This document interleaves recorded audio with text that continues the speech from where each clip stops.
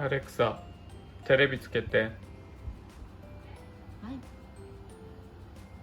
そんな様子も含めて、前向きな言葉、アレクサ、決意をテレビ消して。その言葉で表情で見せていく。はい。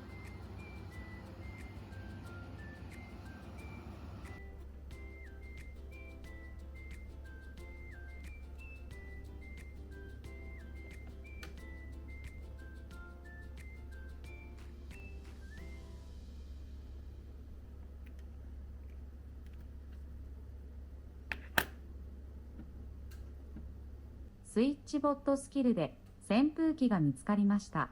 操作するには扇風機を消してと言ってみてください。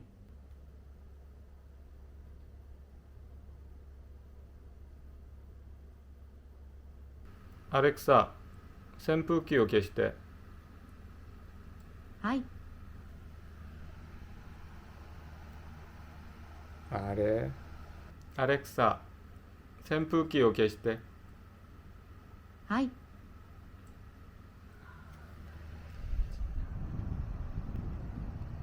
アレクサ、どういうこと？なんでできないの？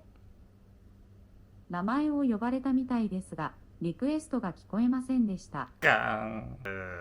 ワンワンワン。